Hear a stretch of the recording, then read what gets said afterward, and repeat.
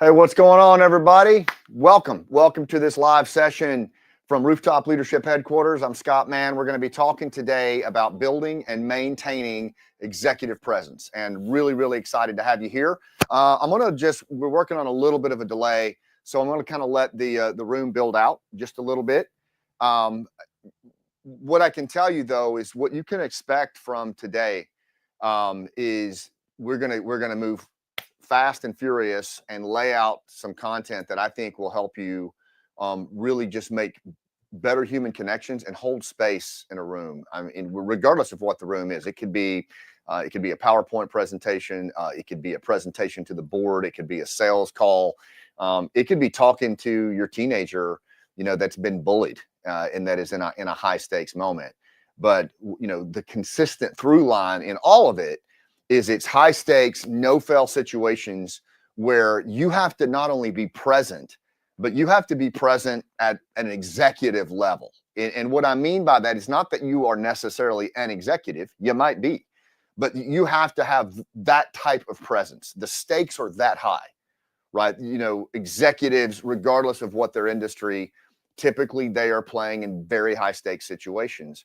Therefore, the presence that they have to maintain is super critical. Well, I would submit to you that nowadays, for a lot of you, if you're dialing in, you probably are in these high stakes, no fail situations. So I see Mark Schulte's here. It's good to see you, brother. Welcome. Ben Owen. What's up, buddy? How are you? Are you in South Memphis or where are you? Let me know where you're hanging out at. Carlos Mendez is here. It's good to see you, brother. Welcome. Yeah, the room's already building out really good. Pete's dialing in from Hawaii. Pete is a former SF guy. He's the guy that put the Special Forces cruise together that went into the Caribbean and somehow miraculously made it back, even though it was free drinks for like 4 days. Dave Halsey's here. Mike Williams, good to see you. Hey, Sierra, glad you're here. Nate's here. John Mattis, my old buddy, one of my coaching clients from way back. John can speak a lot to the story work. He's done a huge amount of work on the storytelling and the executive presence, and he'll probably weigh in today as well. And before we get going here, I'm going to jump really quickly here into this, but the room is building out really fast. Noah Courier's here. It's good to see you, buddy. Welcome. Tom Griffin, good to see you, brother. Done a lot of work in the leadership space. So glad that you're here. Don Appleby. Just a lot of familiar faces, but a lot of new faces as well. And I'll talk to you all throughout. My buddy Kelly Hoglan's here. Has done a lot of work on human connection in corporate America. Sponsored our play Last Out, her and her company. So really glad to see you here. So awesome to have you here. You say it's cold in Milwaukee. Yeah, we're in Florida. It got down in the 60s this morning. We had to went out and get milk and bread, but we're going to make it through. Okay, so we're going to probably go ahead and jump in. Welcome to James, Richie. I'll come over and check the threads, but also Monty, my wife's here. She's on live as well. Braden, my youngest son, Colin. So we've got several people that are going to be commenting and talking, and I would encourage you to let us know what you're thinking. If you've got experiences that are related to this, please jump in, because it really means a lot, and that kind of just that conversation as we go will, I think, inform the bigger picture here. The other thing is, along the way, over the next 30, 45 minutes, I will ask you to just kind of drop some feedback into the comment thread. And that really helps a lot. That really helps and direct us in where we want to go on this. So I think we've built this thing out enough, an amazing group in here. This is about executive presence. And so my first question is back to you, is in the course of your duties and in what you do you ever feel, just so stretched that it's difficult to focus, or you also just feel like there's a weight that's pressing down on you, where you start to question everything? The weight is it's such a persistent weight that you start to question, even you start to question yourself, right? And that can be pretty profound. And then when you have to go into and have these hard conversations with employees, or an emotional client, or you have to get up and do an all hands meeting in what has been a pretty challenging year and lay out a vision that's going to really push the envelope of your organization. Or maybe you have to get up and give a keynote or a talk, right? Or maybe your teenager is really going through it and you have to have a very real conversation, right? And the inner churning in your gut is just telling you, man, I hope I can just hold it together. I hope I can just keep it together for this moment right here, right now, where failure is not an option. And I can tell you, I have experienced that for a lot of years. I've experienced it as a Green Beret, like a lot of Green Berets that are on here and other veterans, because we get dropped into places that are by definition, they're low trust, they're high stakes. And we have to make a connection in 5 minutes or less, or we could get killed or fail the mission. So I've certainly felt that kind of that need for presence, but not just any kind of presence, like that weighty executive presence, where I'm wondering if I could even pull this off. But I've also experienced it as an actor, as a 3-time TED speaker. I've experienced it going on news hits when there's breaking news, and like you didn't even know that was going to be the topic 3 seconds before the light came on the camera. I've experienced it in performing our play Last Out, and I've experienced it in real time working with veterans and first responders and Gold Star families, where loss and grief and trauma is so profound.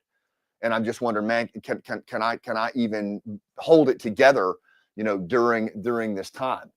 And today, what I'm going to do is I'm going to share with you 3 of my best practices, an element of my intellectual property that I still use to this day. I use it in every single thing I do. The play, before I go on news hits, before I testified to Congress about Afghanistan, pretty much any keynote I do, and just even before starting here, I use these same tools.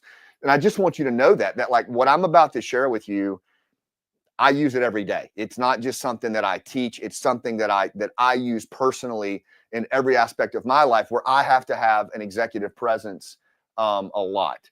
Now, just a reminder, if you would, if you're watching live right now, if you would drop into the comment section and just type #live. And that way it just helps us know kind of who's watching this thing live. And then if you're watching this later on and it's the replay, just tag #replay. And also, we'd love to know where you're dialing in from. So like my buddy Ben, Owen, and Jess, he's all over the place. He's on the road. Would love to know where you're dialing in from. Pete, where are you dialing in from? And I think it also helps as we build this community out. And that's exactly what this is, a rooftop community. Getting a sense of where everybody's from is really, really important as we do this. So if you don't mind doing that, that would help me out a lot. Also, just a reminder too, we're going to move through this quick, but if you'll stay with me, stay tuned. At the end, I'm going to drop a brand new bonus that Colin and I have been building together, and I think you really like it. It's super specific, super tailored to what a lot of y'all are dealing with these days. Okay, so with that, I think we just jump into it, right? And talk about executive presence and how we're going to do this. So a couple of years ago, actually a couple of years after I got out of Special Forces, I was working, one of the jobs I was doing, I was working at the Special Forces qualification course. It's where we train Green Berets. I was doing that as a contractor, but I was specifically brought in because at that time, yes, former Green Beret, and had done a lot of the village stability training and operations, where we go into kind of a Magnificent Seven, modern day Magnificent Seven style, and build trust and rapport in villages of Afghanistan. But I had also, at that time, I was doing a lot of work with negotiations and teaching negotiations. I was doing a lot of work with our play Last Out. We were already performing the play, so I had experience in that regard. And the gentleman that brought me in to the qualification course knew that I was working these different elements into one body of work all around human connection. And one of the things that they were struggling with at the time in the course was, in particular, the captains who were going through as the future team leaders of Special Forces were having some challenges with some of the scenarios that they were dealing with. They have to go in, you think about a captain on a 12-person team, he has to make a connection very, very quickly. He has to do these key leader engagements all the time. It might be with an ambassador. It might be with a head of state. It might be a foreign minister. It might be a tribal elder who's tickling the trigger of his AK-47 trying to figure out if he's going to dispatch that captain or not in that moment. And he has to make a connection like that. But what's consistent throughout, he's taking care of all these people right around him. He's feeling that stretch and that pull all the time, and the weight of the mission. He's got to make a connection.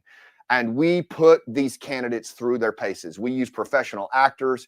We bring scenarios in that are based on real world events dating all the way back to Vietnam.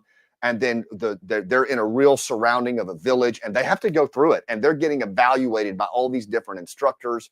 And the stakes are high, man. And if they can't make, or they lose rapport, there's a good chance they fail. They're gone. And so I was brought in to maybe help think through some ways that they could improve the human connection aspect. And I'll just give you one example of a scenario. It's just a typical scenario that one of these individuals might face. Is your team is in a village, right?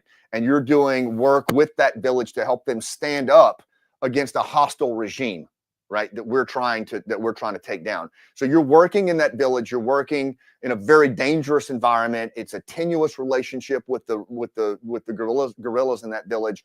And you learn that a vehicle, a Humvee that was made in the United States, sold to the guerrillas in this village, ran over a small girl, right? And it was the guerrillas that were driving it, but she was killed. And now they're having a funeral for the girl. The parents are grieving. The parents are very influential in the village. And now the village is starting to question whether they even want to work with this team anymore. And so your job as a captain is you have to go in, atone for that young girl's passing, right? Atone for that, make it right, and then somehow try to keep the parents connected and with you, right? So that you don't lose the village, And imagine trying to go into that as a 28-year-old captain with these two grieving parents, a casket in the background. I mean, they make it realistic. And you have to go in there, and you cannot they're yelling at you, they're screaming, they're upset, they're grieving. How do you navigate that high stakes moment with an executive presence? And that's what that way they were dealing with. And what I found, and what a lot of us found, was it was how they prepared. It was how they showed up. They were already in such a highly aroused emotional state that when they walked through that door, they were already in a sympathetic state. And what we learned, kind of the aha in all this, as we studied that, was that it was really the body, it was really the instrument that was having such a hard time. Humans are mostly energy, and communications and leadership is the management of that energy. And that energy flows through an instrument. This body, our voice, our brain is a communications instrument, right? And we have to manage that instrument just like we do anything else. And if you know the stakes are high and you've got to walk into a scenario like that, you're going to be, tension is just going to be manifesting all in your body, right? And we hold tension, and tension is the enemy of presence. Tension is the antagonist of presence. You can't be present. You can't be available. You can't be open. You can't connect when your body's holding that much tension, because you're surviving. It slips into this sympathetic state of fight and flight and freeze. And it's primal. It's 250,000 years old, right? And so you're trying to just hold on, and you're bearing down on the steering wheel. You're trying to control. And we've started doing this when we were 5 years old. It's called bracing, right? But it's a very real thing. And when that tension shows up in the body, you can't even think straight, right? And the other party mirrors that. They see that you don't trust yourself. They can't trust you either. And it just starts cycling up, right? And so what we had to find was, how can we bring the emotional temperature down before that individual even walks in the room? How can they just walk in the room prepared to show up, where they're fully available, fully present at an executive level, and they can connect? We take them from fight, flight, or freeze to calm and connected. But here's the crazy part. In doing that, I tapped back into my whole weird, eclectic body of work. And a lot of you know that, like, I run a lot of weird seams on all this.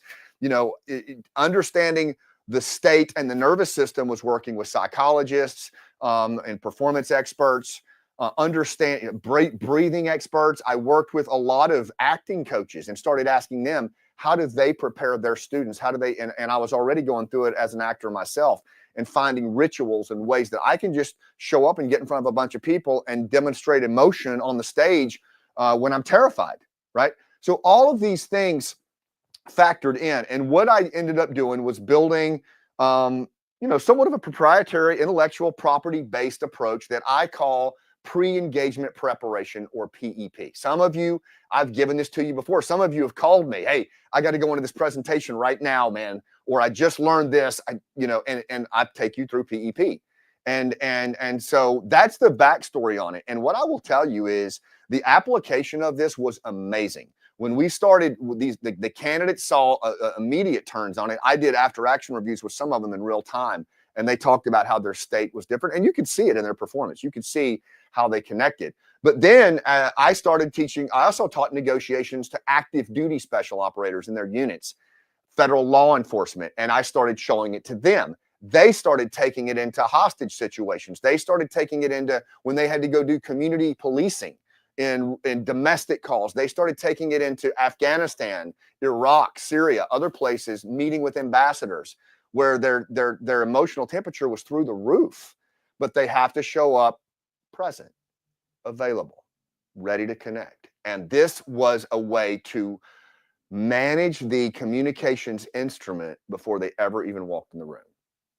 And it's 2/3 of the engagement. And the results, the feedback, and this was years ago, have just consistently been phenomenal. And I'll tell you something, that's not unique. It's not unique to special forces. It's not unique to law enforcement. It started there. And what I've learned is what works in life and death, it works even better in life and business. That's the reason that I spend so much time taking lessons from special forces and teaching it in the corporate world and teaching it to business owners and teaching it to TED talkers and D1 coaches, is because humans are remarkably similar. We're all wired the same way. The context is just different. We're a 250,000-year-old storyteller is what we are, you know? And so if we understand that the communications instrument is actually what we have to manage in the engagement, then we can come at it differently. And so what I'm about to show you with PEP, with these tools, is it works just as well. And I've tested this, man, I've tested this everywhere. I've coached a lot of TED speakers, a lot of C-suites, a lot of founders. They're all wrestling with their own version of what this thing is, but I've tested it in so many places and it really, really works well. So what I want to do now is I just want to jump into it with you. There's really 3 simple steps to manage, building and managing executive presence, right? And I want you to do them with me. That's the deal, okay? So wherever you are right now, I mean, even at work, maybe just warn your coworkers that shit's getting ready to get a little bit weird. But just, I want you to do this with me, because if you don't, you're not going to build the muscle memory and you're not going to do it, all right? So the first step in managing executive presence is you've got to breathe safety into the room. Breathing. Breath is absolutely essential. I learned that from this lady right here, Dr. Belisa Vranich. She is not only a former child psychologist, but she's also probably, I think, the greatest breath coach in the world. She's my breath coach, but she's phenomenal. She understands diaphragmatic breathing, breathing with your diaphragm, breathing into your diaphragm, because breath is actually what controls our state.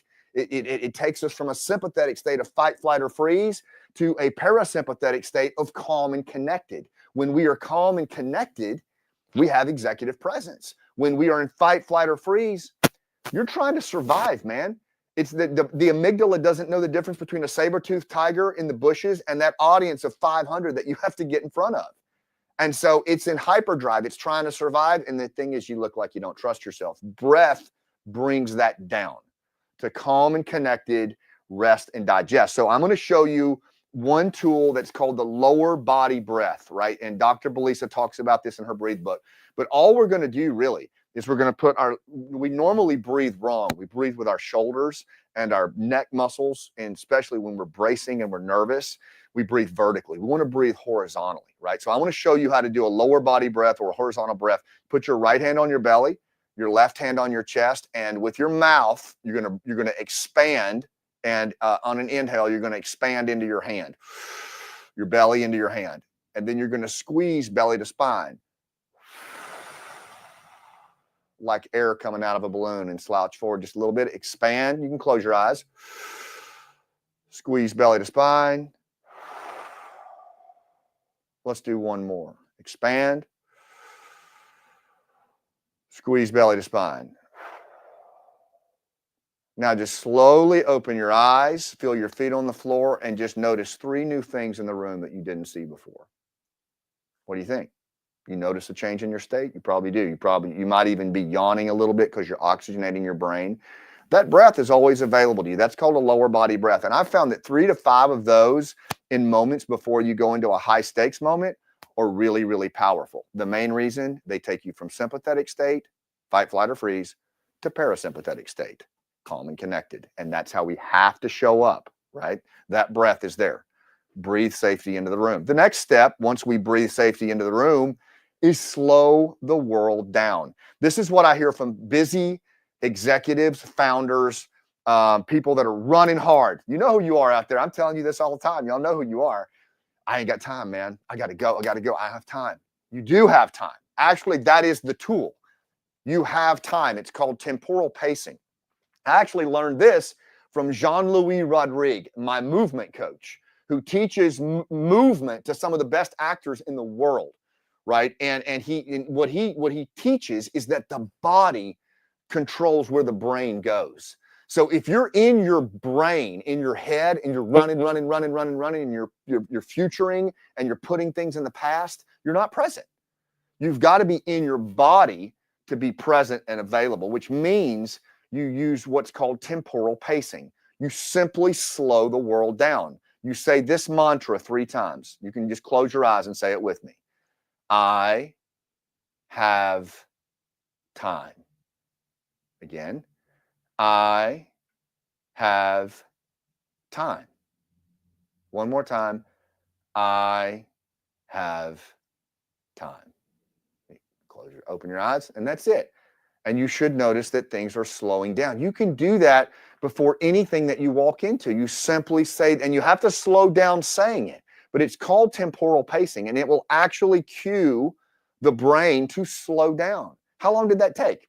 It took a few seconds, right? So breathe safety into the room, temporal pacing, right? And then finally is ask 3 beautiful questions. 3 beautiful questions I want to ask every time the stakes are high and failure is not an option. Who am I? Why am I here? What do they need from me? Let me just step through each of them quickly. Who am I?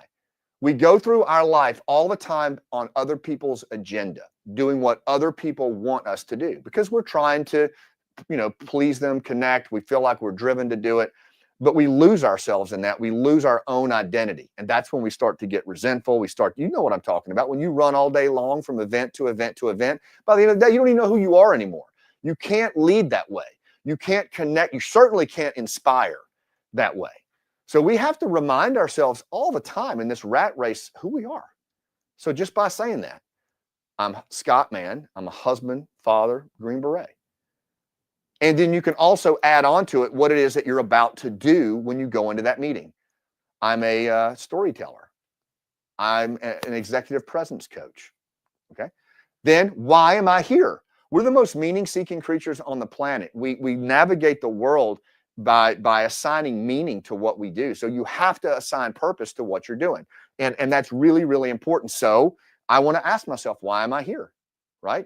And then finally, the third question is, what do they need from me? Most of the time when you get in front of people and you're nervous, what are you doing?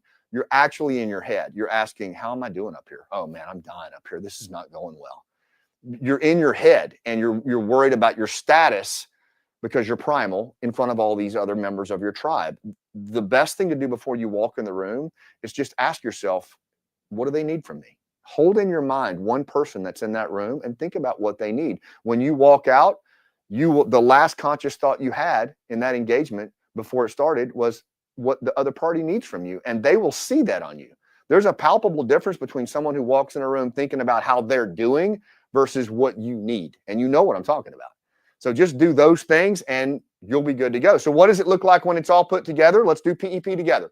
Go ahead and get on your feet. Now you want to do this like 5 to 10 minutes before you go into the next room, virtual or physical, before the next Zoom call or Teams call or the briefing to the board, before the keynote. And I want to put my right hand on my belly, my left hand on my chest. I'm going to close my eyes and I'm going to do 3 diaphragmatic breaths. Remember how we do that? Expand into the belly through our mouth. Squeeze belly to spine. Do that 3 times. One more. Squeeze belly to spine. Then we're going to say, I have time 3 times. I have time. I have time. I have time. And then we're going to ask ourselves those 3 questions. Who am I?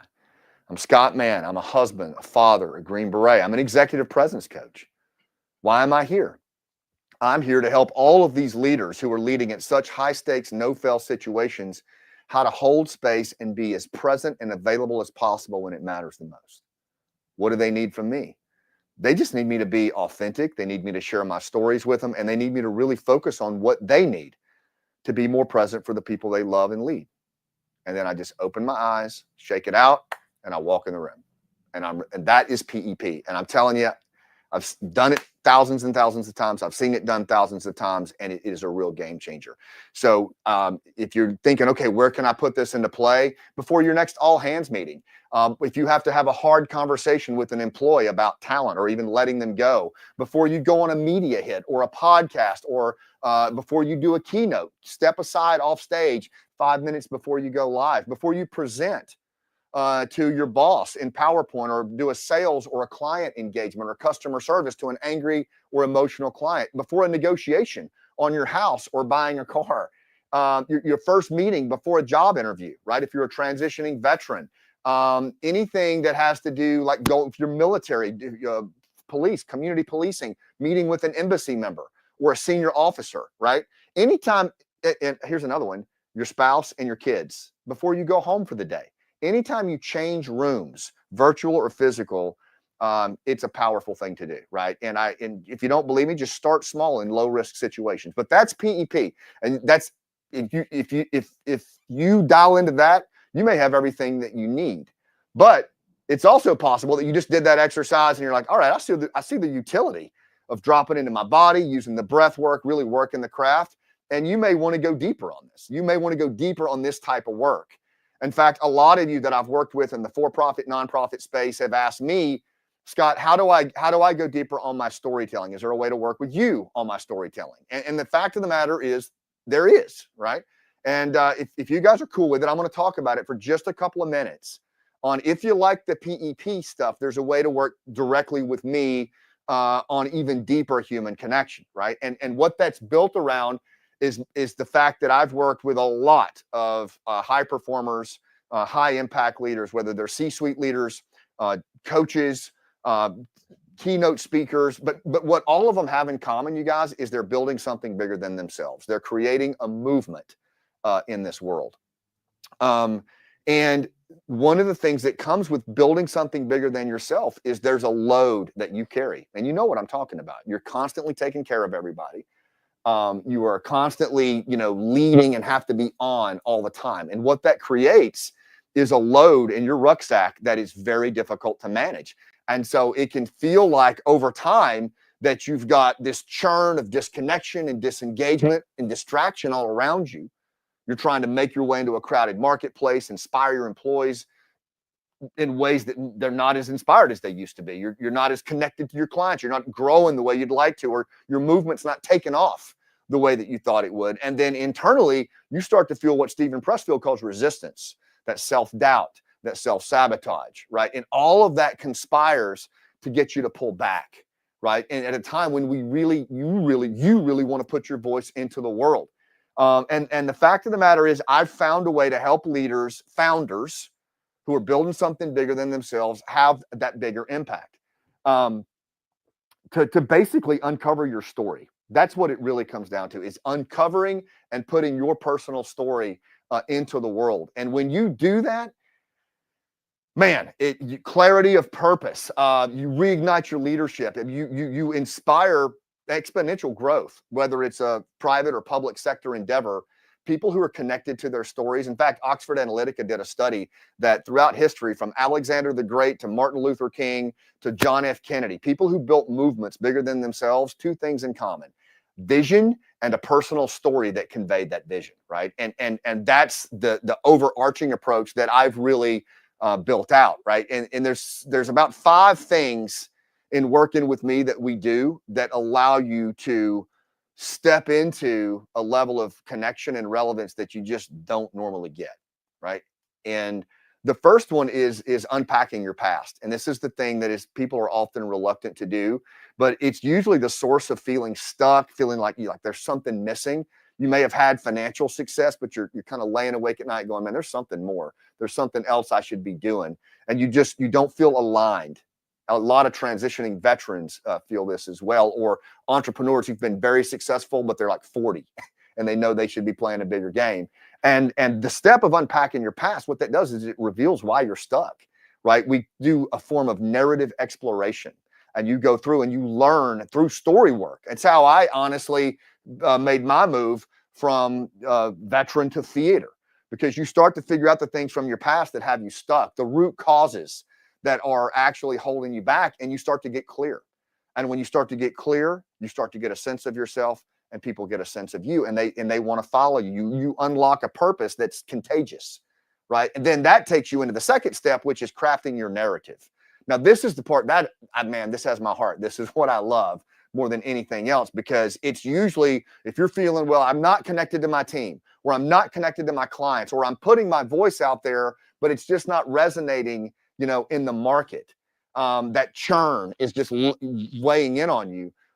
That's usually why, because, the whole death by PowerPoint thing, it's so transactional, how we communicate, how we're taught to communicate. And your people that you lead, they're hungry for a storyteller, but most people don't know how to either craft the story or deliver the story with impact. And you got to do both, right? You could write a great story, but if you can't deliver it in which your audience can't take their eyes off you, as Bo Eason says, then it's not going to be effective, right? So this step turns that around, and you're going to be able to design and deliver a personal story that gives people a sense of who you are, and they want to work with you, because people choose you way before they choose your business. Please know that. They choose you because of your story. The story is a sense-making tool. So it captivates clients, it ignites engagement, and it really attracts, right, the people that you want around you in what you're building. That's what storytelling brings them to you. The third step after you craft and design that narrative is then you got to embrace vulnerability. And oh boy, here we go. There's the V word, And Brene Brown talks a lot about it is uncomfortable. I get it. I mean, I totally understand that. And especially for a lot of founders that I work with, I'm astounded at the number of high-performing leaders who are just exhausted. They've carried the load through COVID and so much, and now they've gripped the steering wheel so tight. Normal things like an all-hands meeting or getting in front of clients, it takes a toll on your body. My dad, who was a career firefighter and one of the best speakers I've ever seen, he got to a point where he would have anxiety attacks before he would walk out on the stage, because the load had become so tremendous. He had been controlling so much, and it's a normal thing, right? It's actually not your fault. You're actually taking care of people, and the body just, it feels the load. And it's this feel of, I don't want to be exposed. I don't want people see that I'm not enough. It's almost like an imposter thing, which comes along at the weirdest time. I get it all the time. I got it before even getting up here today. I'm thinking, okay, why am I going to get up on a LinkedIn page where I spend most of my time talking about helping veterans and our Afghan allies, and now I'm going to talk about something that is for profit, and you feel this imposter. It's awful. But the reality is it's just energy. And it's actually your greatest asset. That vulnerability that you feel is actually a necessary thing. And the thing is, if you can connect to it, if you can tap into it, I call it the generosity of scars. You can turn your greatest your perceived weakness into your greatest asset. And here's the reason why. This is the biology of it that I talk about. Nobody's coming to save you. All humans are social. We're looking for somebody that's relatable. People don't just locate you in your personal story. The first place they locate you is in your struggle. We locate each other in our struggles. It's a universal singular. And the leaders who are willing to tap into that, man, they're the ones that are going to own every room through relatability and relevance. I've seen it over and over and over again. Now, again, the objection is, I don't want to stick my jugular out as the CEO or the founder.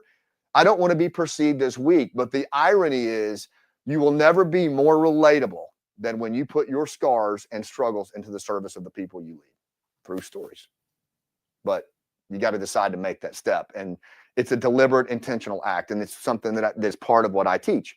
The fourth step, the last two steps are almost logical flows out of that. The fourth one, which is igniting influence. When you do that, what starts to happen then is it's contagious. People can't look away, right? A storyteller who's in their body, who is aligned with their narrative, It's like watching my buddy Bo says, it's like watching an animal, a caged lion. If they lifted that cage up, you wouldn't look away. That's what a storyteller who is aligned with mind, body, and spirit is able to do. It's super, super powerful. And even if you're feeling like, well, right now, I can't retain or recruit the right people. I can't hold on to my talent. I tell people all the time, the big reason for that is because there's no alignment with your story. Yeah, but it's a money thing. No, it's not. Right? Humans are meaning-seeking, meaning-assigning creatures. The narratives that we tell, the stories that we tell ourselves, that's what determines whether people stay or go or come on board. People identify with the story and they locate themselves in the story and they develop a sense of shared perspective. In fact, Daniel Coyle says that high-performing cultures, psychological safety, deep connection with each other, and a shared future. Guess what? All of those are contained in storytelling, every single one of them. The fifth one and the final one is leading with impact. Once you've done these other steps, now you're actually ready to lead with relevance, to lead with impact. And this goes to that pain point I talked about earlier, where you've done all these things in your life and you're like, is this it? Is this what I remember 41 years old leaving Special Forces, the dream I had for this 14-year-old kid. Am I done? Is this all there is? And if you feel that at all, that's actually a very common thing. And the fact of the matter is that that's the very time to start finding that new level of impact. And that's what this approach will actually let you do, kind of bust through the glass ceiling and start to leave a legacy. Like my dad calls it leaving tracks. But when you work with me, you're going to build a story that contains the legacy that you're leaving. I teach the leaders I work with to talk about, this is what I'm building, help me build it. Because as Americans, as Westerners, we love to work with people who are building something. Like we can't help ourselves, right? And so those are the 5 steps that I teach, and it's the very reason that I created Own Every Room, right? It's an event that we're launching on March 1st and 2nd on 2025, and then we're going to run it 6 months, every 6 months after that. And the thing about this event, it's unlike any other storytelling event out there, any other speaker training out there. We run it at a remote dude ranch because, as my father, the storyteller, taught me, if you want to get people back to their nature, you got to get back to nature. And so we run this event. It's an intimate, small event where you come out there, you work directly with me, but not only just with me, my coaches, Michael Davis, the story doctor, one of the great, he helped me write my TED Talks. He's coached hundreds of TED speakers. He is the best story designer I have ever seen. You can share your story with him and he'll give you moves to make like that, and all of a sudden you're dialed in. Jason Cannon was my original acting coach. He's the dramatist for Last Out. He has helped me in so many ways prepare for my keynotes. He is the ultimate acting coach, and he will teach you the physicality, the delivery of your story. So the 3 of us, you get time with us, just rep after rep after rep on your story, on your talk, on your keynote. And ultimately what happens is you culminate all that work with partner reps, with sitting around a fire pit, putting that story into the world as we go around the horn. And that's when it's solidified.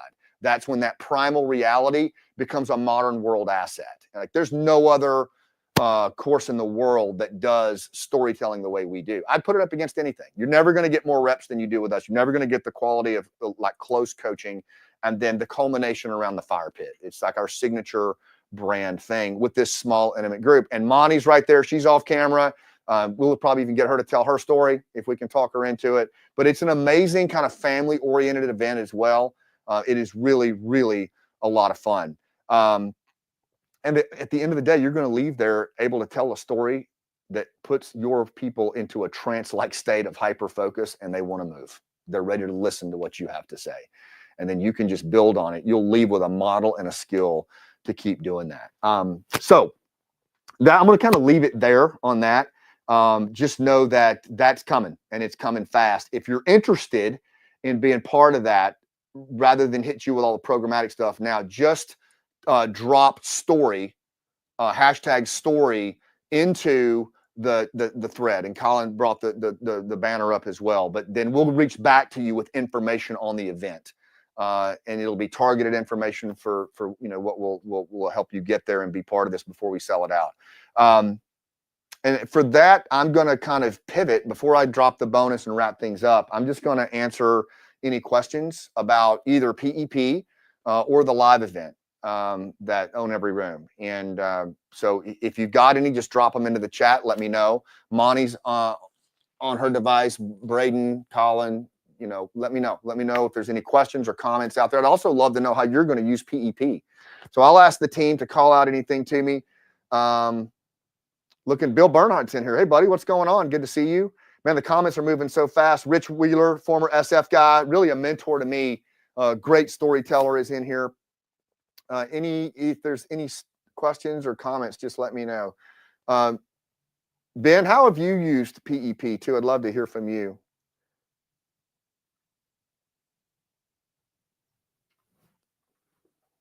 Anything on y'all's end?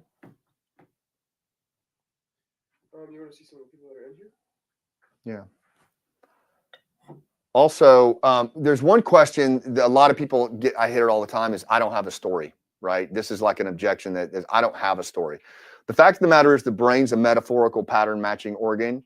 And you're right, you don't have a story. You have thousands of stories. The brain actually uses story to make sense of the world.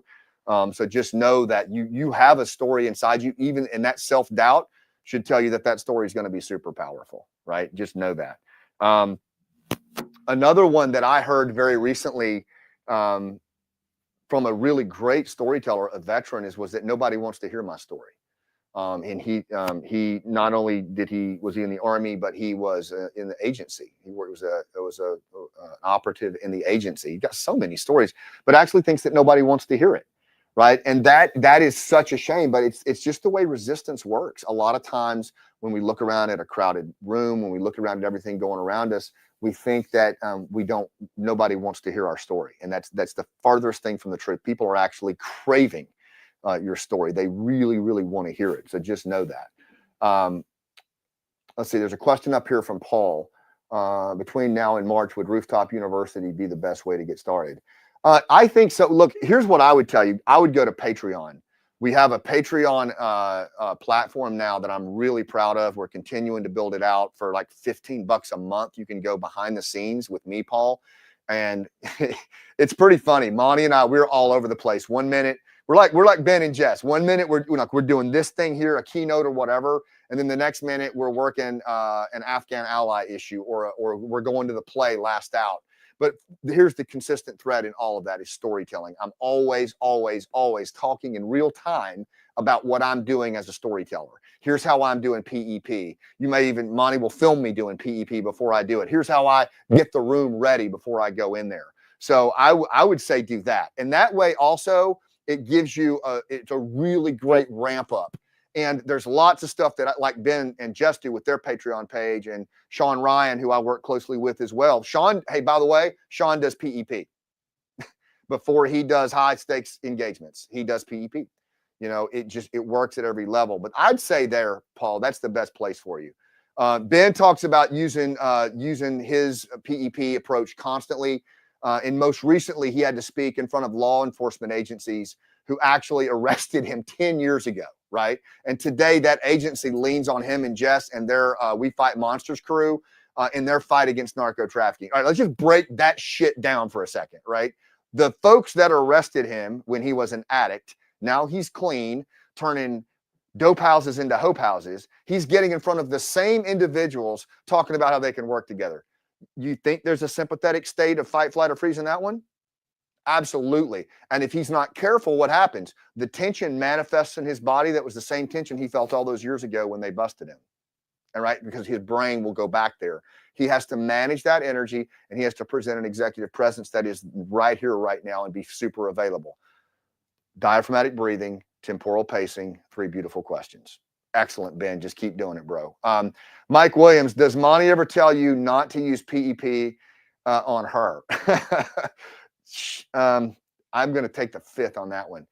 Yeah, your wife tells you not to manage her. Yeah, but you know what? Honestly, here's the truth.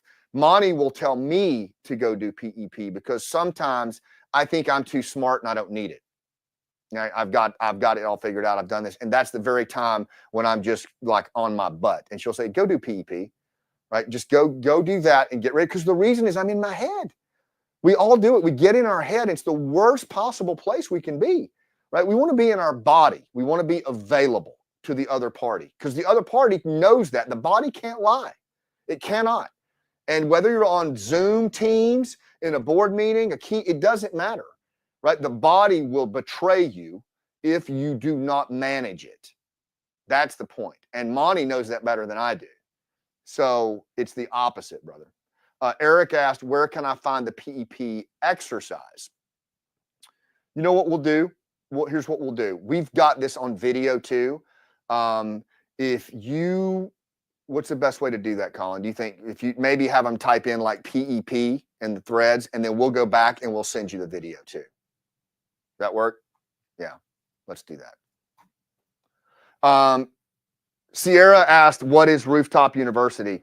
Rooftop University it's kind of a legacy platform that we were using to teach this online. We're moving everything to Patreon. So if you saw Rooftop U, just know that's all moving to Patreon. In fact, we're even going to have a membership level soon that's less than $50 a month that will have every piece of content we've ever created around that stuff, and we'll be building more.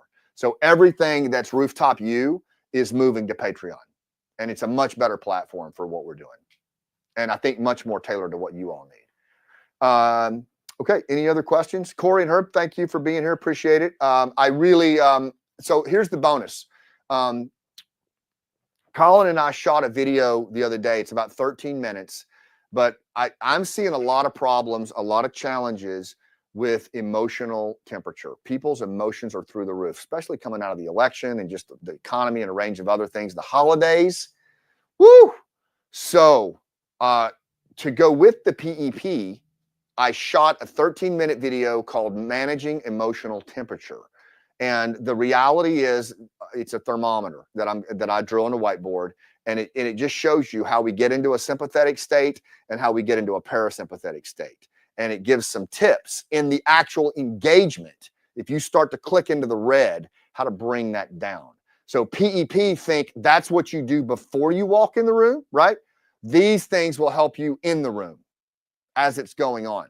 And it's very complementary to it. It's stuff I use in most of my high stakes negotiations. It's stuff I still teach, SOF, special ops, and federal law enforcement. It really works. It's all about your state management. It's about managing your state, right? Really, really important to do that. So this video, if you want that video, just type bonus into the thread there. And again, we're doing this approach so that we're not just inundating everybody. Just go there and we'll go back and get it to you. But also, Colin will drop it in the link here as well. We'll drop the link for that video and you can just go in there and watch it. And I encourage you, it's about 13 minutes, but it goes very well with the PEP. Those two things will give you an approach to be more relatable and more relevant to the people that you lead. Okay. This has been awesome. I've really enjoyed this time with you all. It's cool. We're pretty new to the remote live platform like this. Working in this environment with my country boy teleprompters on the whiteboards to my left, but I like it, and I'd love to know what you all think of it. Let us know what you think. So we're going to do. Yes, there was an offer here today, but we're going to do some more teaching platforms in here, and I think it really could serve us as we deal with all the challenges and complexities that you all are facing and that we're facing. Because my promise to you is I'll never get out of the arena as long as I'm doing this. I'll be right in there with you, for-profit, nonprofit, sticking and moving, encountering the same things that you're encountering, just different context. And then we'll talk about it in this rooftop community in Patreon, and have conversations about how we navigate through it. That's my commitment to you. And it means the world, honestly, that you all took your time in the middle of the day in December to be in here with us. But I think a lot of that too is because we've run a lot of miles together. And you guys know that I'm not going to put anything out there that I haven't done myself and that I know in my heart is going to serve you. Right. And I appreciate you taking the time to be here. I hope the PEP serves you. And I also hope that you will come and train with us at Own Every Room. Oh, Russ Schweitzer, Vietnam veteran, just one of my favorite people in the world, asked, do you have a definition for impact? And I do. I honestly do. For me, impact and relevance are synonymous, right? If I put something into the world that is relevant to another human, in other words, because humans are goal-seeking creatures, we seek goals. That's how we navigate the world, right? That's our biology. If I can do something that is relevant to another human that helps them meet their goals, that's impact. And here's why that matters. That is met with reciprocity. If I do that, that other party most likely is going to come at me with a reciprocal gesture. They're going to want to do something for me. It's in our biology. And this goes back to my time in special forces.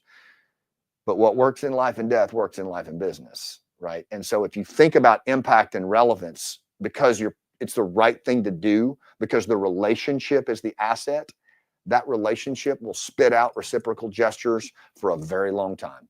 That's why we do it. And that's my definition of impact, Russ. All right. So thank you all so very much. This has been a blast. I can't wait to do another one, but I really appreciate you being here. Don't forget, Own Every Room, March 1st and 2nd. Tell your friends about it, and every 6 months after that. So thanks for what you do. We'll see you on the rooftop.